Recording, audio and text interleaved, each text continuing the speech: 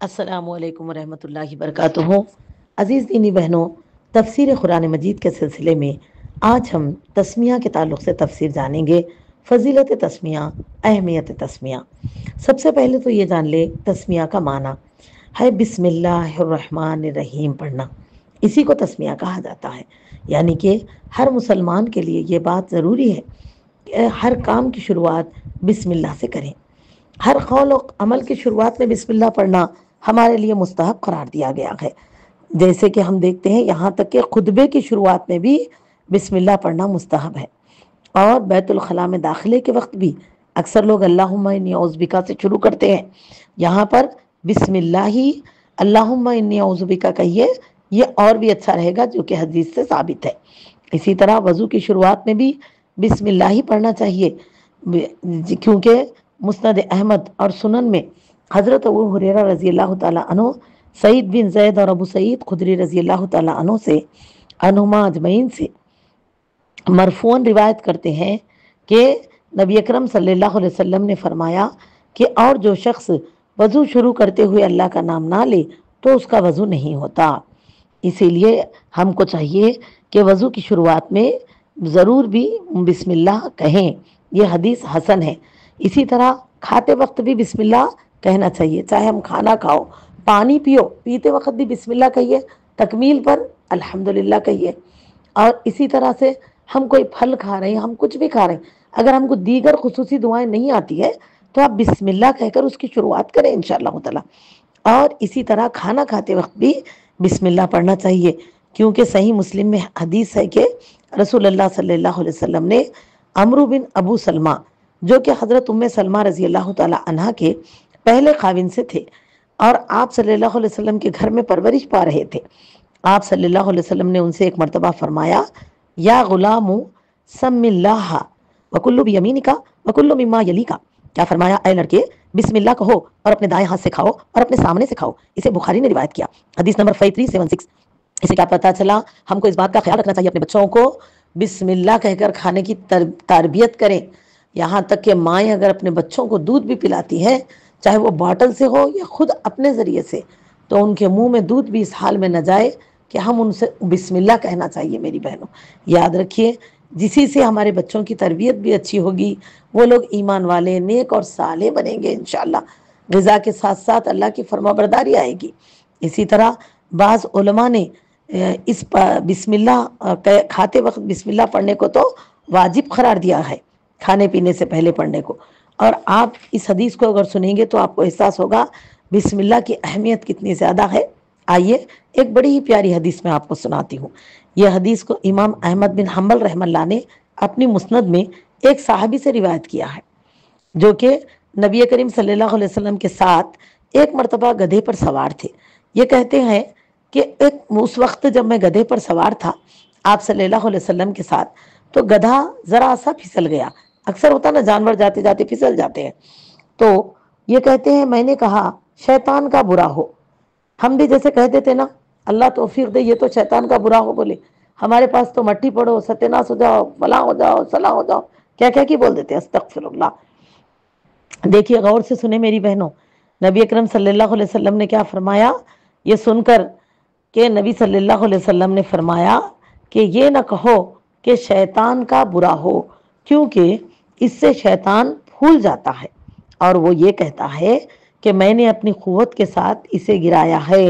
یعنی کہ جب ہم کسی چیز کی برائی پر شیطان ایسا کرا بول کے بولیں گے نا، تو یہ ہوتا کہ شیطان خوش ہوتا کہ یہ لوگ میری قوت کے قائل ہیں، سمجھ رہے ہیں۔ ایسے ہی اکثر ہوتا، دیکھیے ہم لوگ جب فجر کی نماز کو نہیں اٹھتے اور جب گھر میں ہمارے کو تنقید ہوتی تو ہم کیا بولتے، نہیں بھائی وہ شیطان ہی سلا دیا، تو شیطان کتنا خوش ہو رہا کہ انہیں میرے پاور کا قائل ہو گیا بول کے۔ تو ایسا استغفر اللہ کبھی مت کہیے، تعوذ پڑھیے، احساس ہو رہا اگر آپ سو گئے ایسا تو تعوذ پڑھیے، اور پھر جو ہے آئندہ ایسا مت کیجیے، لیکن شیطان کی بڑائی نہ کیجیے۔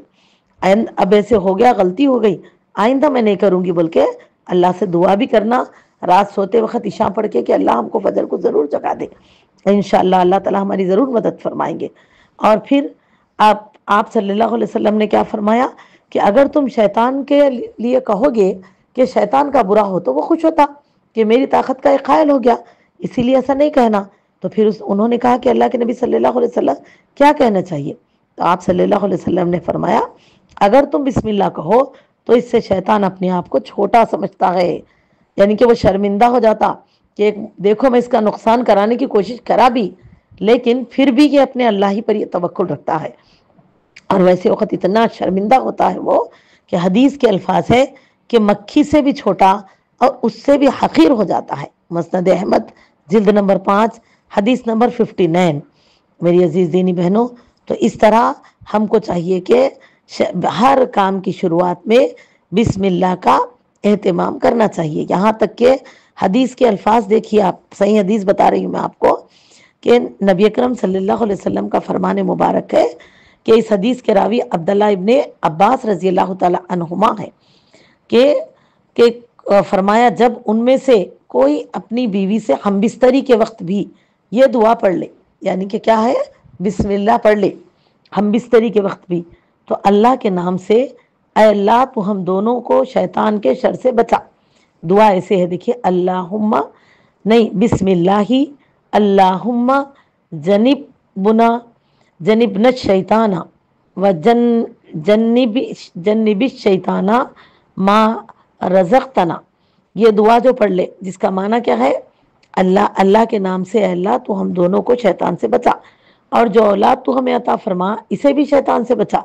लिहाजा अगर इस हम बिस्तरी से हमल करार पाया और इससे बच्चा तवल्लुद हो जाएगा, तो आप सल्लल्लाहु अलैहि वसल्लम फरमाते हैं कि वो उस बच्चे को शैतान कभी भी नुकसान नहीं पहुंचा सकेगा।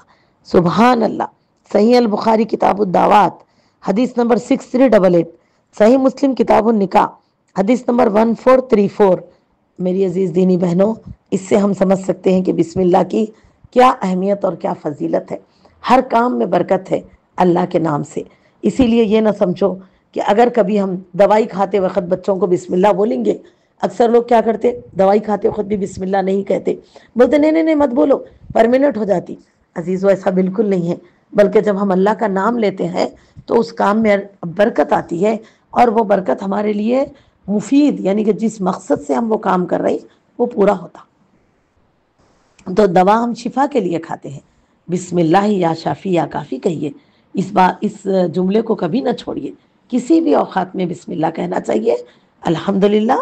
और जो है ना, हर अच्छे काम की शुरुआत बिस्मिल्लाह से करें। लेकिन सबसे अच्छा काम अगर हम गौर करेंगे तो कुरान मजीद की तिलावत है। और अल्लाह ने खुद देखिए हर सूरे की अलहदगी और पहचान तस्मिया से दी है। बिस्मिल्लाहिर्रहमानिर्रहीम। बज़्ज़ के अहले इल्म का कहना है और लिखना है कि सूरे फातिहा के लिए तस्मिया उसका हिस्सा बन जाता है। वल्लाहु आलम बिस्सवाब। बावजूद इसके हमको हर नए सूरे की शुरुआत बिस्मिल्लाह से करनी चाहिए। लेकिन ये बात और है कि अगर हम नमाज में, जो एक इज्तिमाई इबादत है, अगर हम ज़िमित सूरों की हर सूरे की तिलावत से पहले बिस्मिल्लाह ना भी कहें तो वो एक जामे इबादत है। अगर हम कहते हैं तो उसकी फजीलत हमें मिल जाएगी इंशाल्लाह। तो इस तरह से हमें चाहिए कि हर अच्छे काम की शुरुआत बिस्मिल्लाह से करें। तो इसीलिए कुरान मजीद की भी जब हम तिलावत करें, क्योंकि कुरान से बढ़कर, तालीम कुरान से बढ़कर हमें कोई और अच्छा काम नहीं है, क्योंकि ये हमारे हर काम को अच्छे रास्ते की तरफ ले जाती है। तालीम कुरान हमको हक़ का रास्ता, हिदायत का रास्ता दिखाने वाला कलाम कुरान है। अल्लाह की रहनुमाई कराने वाला कलाम कुरान है। हमने इसकी हिदायत को पा लिया तो समझ जाओ मेरे भाई बहनों कि एक मालदार अपने माल का सही इस्तेमाल करेगा, एक इल्म वाला अपने इल्म का सही इस्तेमाल करेगा, एक औलाद वाला अपने औलाद की सही तरबियत करेगा, यानी कि कोई अगर बीवी है तो अपने रिश्ते के फर्माबरदारी करेगी, कोई शौहर है तो अपने हुकूक की अदायगी करेंगे, कोई माँ बाप है तो अपने बच्चों की परवरिश में कमी नहीं करेंगे, पड़ोसी है तो उनका हक़ अदा करेंगे, तिजारत करते हैं तो हक़ हलाल की तिजारत करेंगे, हराम और नाजायज़ रास्ते से बचेंगे।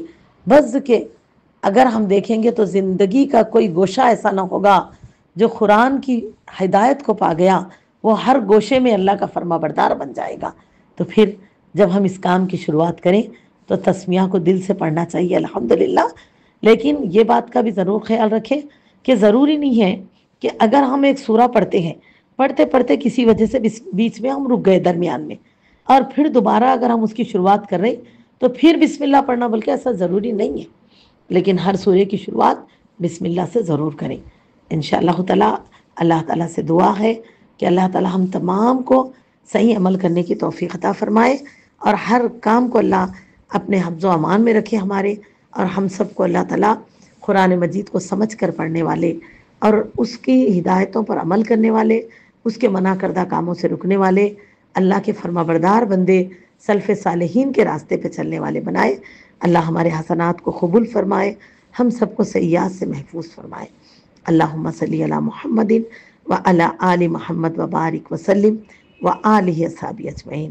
سبحان ربک رب العزت عما یصفون والسلام علی المرسلین والحمد للہ رب العالمین، آمین۔